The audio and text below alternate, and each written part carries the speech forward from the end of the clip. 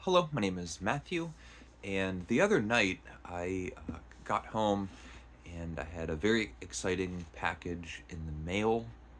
I got home very late, but I was so excited. I recorded a video well after midnight, and I was tired, sleepy, but also full of anticipation. It was something I wanted to open. I decided to open it on camera, and the next day I checked my video, and it was I was on camera talking for 30 minutes or something, too long.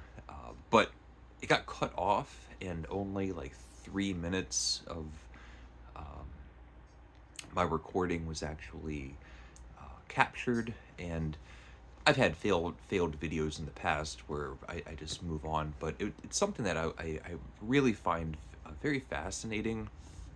And I've made a few of these videos in the past, and it's showing the new curiosity box. So I'll show this one,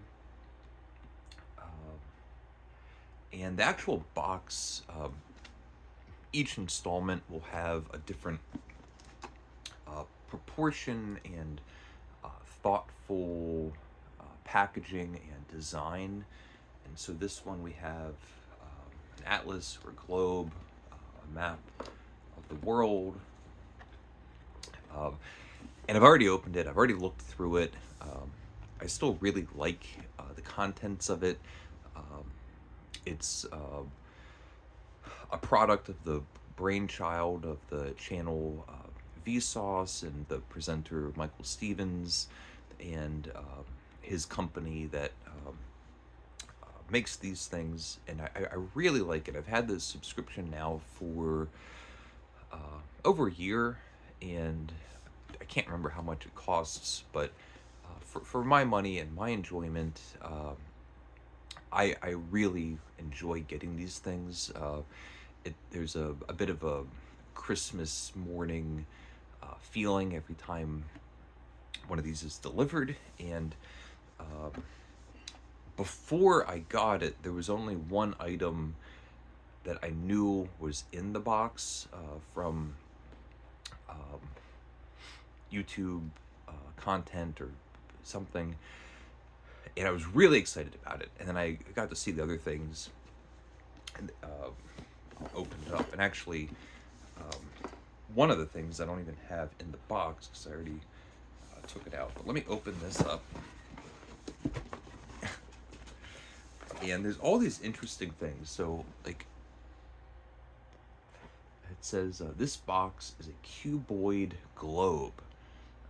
This time around, we've reshaped the world. The exterior of your curiosity box features a perspective projection of the Earth's surface, as if the globe was in the center of the box, and the equator is the orange line. The red mark is the North Pole, and the blue mark is the South Pole.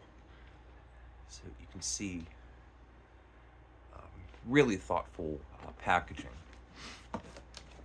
And let's see. It's so wonderful because you get to see like these really interesting objects, which I love. Beautiful little thoughtful objects and packages. There. So look at this. And this is a globe and coasters. So we have the cuboid box, and this is going to be a little stand. And then I'll get this out. And we have these pentagons that can be coasters. And on the back, and there's a whole stack of these. On the back, we have this kind of jigsaw pattern. And so I'm not going to do it on camera, but you can see how you can fit these together and then build, I suppose, a platonic solid out of these and make a pentagon, three-dimensional platonic solid that then would sit on this little stand. Or, if you were so inclined, you can just use them as coasters for an ice cold ice water or iced tea. Let me get this back in the box if I can, without too much theater. Okay.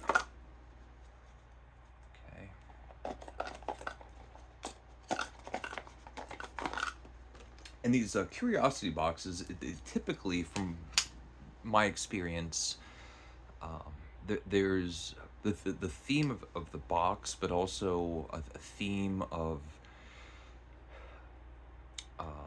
the contents of the box. So it seems like there's always like kind of one showstopper object, which may or may not be the most interesting, but most likely would be the most expensive. You have something that's conceptually very interesting. Typically there's some kind of puzzle or game, a kind of garment or t-shirt. This box has a scarf, which I don't have in arm's reach, but I'll get to that. Then we have this, which is a Orrery calendar, and I don't think it's necessarily pragmatic or useful, which I don't care about at all. Look at this like beautiful object, and it's magnetically connected, and it's a calendar for the year 2026, which would be, as I'm speaking, next year. And it's a calendar of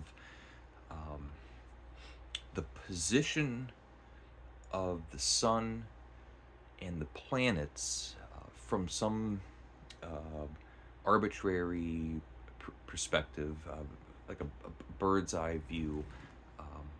There's a certain orientation that is, I suppose, decided upon. And so for January 1st, which will be a Thursday, 2026, from this orientation, it tells you the planet, the sun, and where all the planets are oriented in relation to the sun from this fixed perspective. And then each day you get to see, let me see, how they move throughout the year. Some planets move much faster than others. And as you go along, you can start seeing visual, very big visual differences. And if you were to look at it each day, maybe take notes, you can really get a sense, a visual and temporal sense of your place in the universe. It's so easy to kind of look down at the ground and think about work and think about worries and eating and sleeping and losing sight of one of the wonders of being a human being, which is the capability of tremendously looking outside of yourself. And there can be different levels of how you relate yourself to the world, and some are very meaningful, and some are maybe not quite as utilitarian, but can give you a deeper sense of exactly your place, being this little teeny tiny thing on a little rocky planet whizzing around a solar system out in a universe. And this is a really interesting daily calendar that maybe might not help you organize your meetings, um, but gives you an idea of your place in the universe, which I love. Um, this one was the game, and it's an in-queue block puzzle. And let me see, how did I get into this thing? This is something that I think would be a really terrific present for my nieces. Oh, that's upside down. For my nieces, because it involves kind of spatial pattern recognition. And so I'll show this first. So we have these little wooden blocks that are painted black and white, and they're in this little wooden frame, and they can be removed.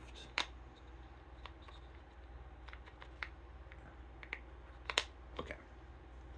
And then the game is these cards.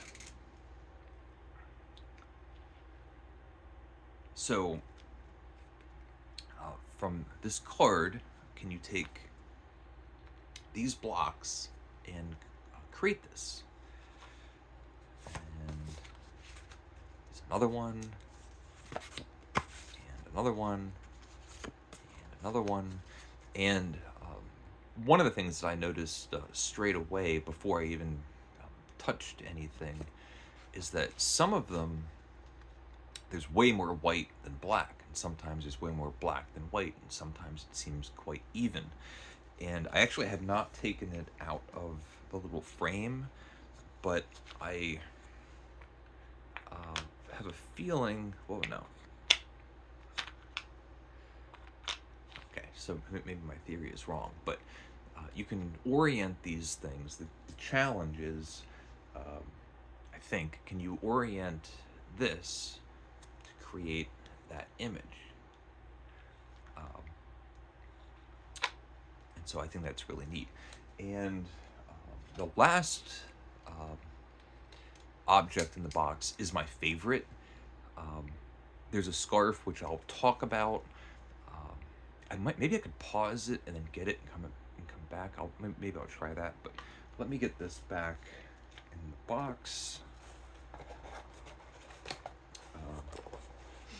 It might not be a surprise, but my favorite object in this box, most of these boxes, I think all of them so far, come with a book. And so some of them are more artistic books or conceptual or games or riddle kind of books. This one still does have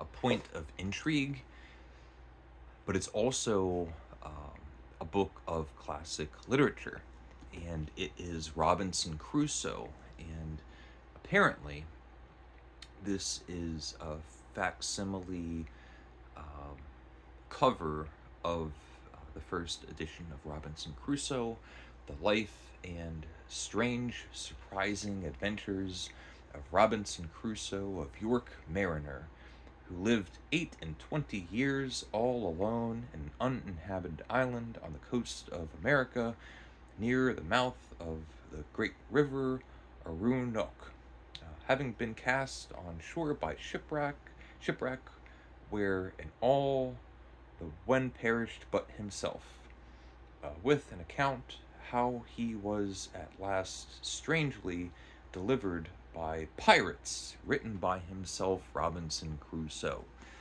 And we get beautiful illustrations, and we get we get the cover panel, we get spot illustrations throughout. I've read Robinson Crusoe a few times. The thing that I always remember about the book, and what I find rather amusing, it's famous that Robinson Crusoe is marooned on a deserted island and meets a day of the week and all that. But what I think is always kind of um, um, glossed over is the fact that at the beginning of the book, we learn that Robinson Crusoe, he's a mariner, he's a sailor, um, uh, that has a reputation of being shipwrecked. 2 or 3 times at the very beginning of the book, he goes out and he's shipwrecked, and he comes back to the dock and gets on another boat and goes out and he gets shipwrecked again and comes back and gets shipwrecked again. And it's so funny to me that at some point you would think either Mr. Crusoe or a captain or another um, sailor would say, like, you gotta stop, like every time you go out you're getting shipwrecked. And then this book starts, the main narrative, and we're supposed to have like this sense of alarm. The guy that always gets shipwrecked, lo and behold, he gets shipwrecked again, and then we get the whole story. But in any event, the idea is that what would make the best, the question they always hear, what's the best book on a deserted island? What would you pick as your book? And so this is a strong contender, and it's designed to be so because it's the actual text of the book. You can sit and enjoy the writing of Daniel Defoe, but then at a certain point, I want to get to the very beginning. There's a die cut. You see that? And you can flip through, and so there's like a secret compartment, and I took it out, but here it is. Oh,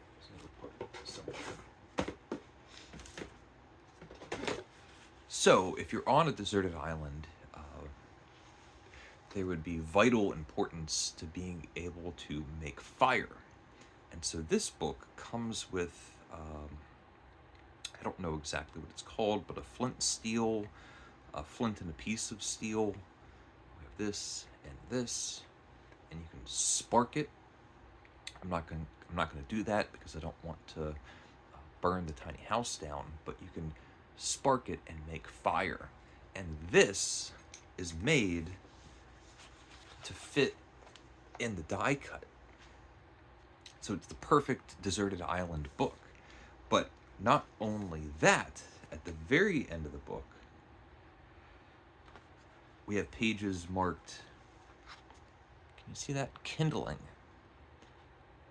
So there's all these extra pages, and specifically for you to be able to make fire without having to damage the text of the book. So neat. So now I'm going to try, let me put this in here if I can. I'm going to try to pause the video and grab something and then come right back. I hope this works. Okay, I'm back. I don't know if this worked, but I just grabbed the garment that comes in the curiosity box. Typically, so far my experience has been t-shirts. Seasonally, this is wonderful. This time around, it is a scarf, but an interesting scarf because it is a Mobius scarf. And if you don't know what that is, I'll try to explain as best I can what a Mobius strip is, which is in reference to this Mobius scarf. Here's the scarf. And what it is, it's pieces of fabric, and we have a zipper that goes through it. But crucially, if you imagine a strip of paper, like a ribbon, and if you just took it around and connected it, you would have a loop. And you would have one side on the inside, one side on the outside. But then if you imagined taking those pieces together and putting a twist and then connecting it, all of the sudden you get something very strange, because instead of a three-dimensional object, you're left with a two-dimensional object in a three-dimensional world. If you take your finger and you ran it along the edge of the strip, your finger would run across both sides of the strip without bringing your finger up. If you put your finger on the top of the surface of the ribbon and ran your finger around that twisted piece of ribbon, your finger would run across both sides without lifting your finger up. It's quite strange. There's something else called a Klein bottle, which is a three-dimensional representation of a four-dimensional Mobius strip, which is quite fascinating. It has to go inside of itself through the fourth dimension. In a three-dimensional representation, we have to distort or deform through the surface. But this is a scarf where we have a twist, and geometrically, I believe, I'm not 100% sure and I haven't tried, but I think that if you unzip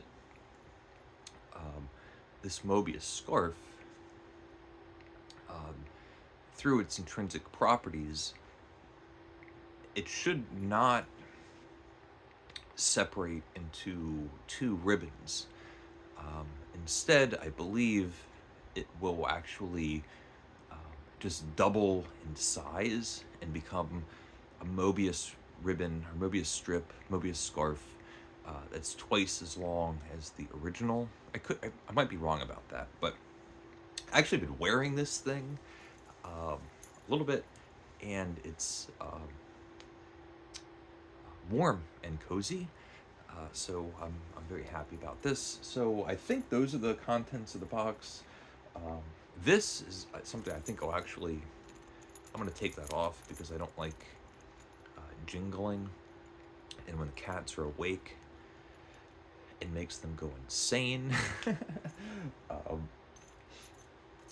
A couple things, the puzzle, actually this is a bit of a puzzle too. These are things I think my nieces would really have a lot of fun with. The calendar, I think is fascinating. I don't think I'm diligent or interested enough to actually partake in using this every single day, but I do think it's interesting.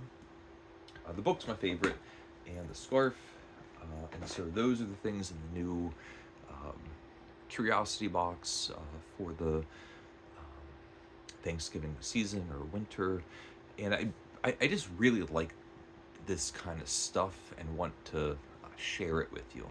So if you like this kind of stuff, let me know. Please leave a comment if you would like, and let me know if you like my nuts.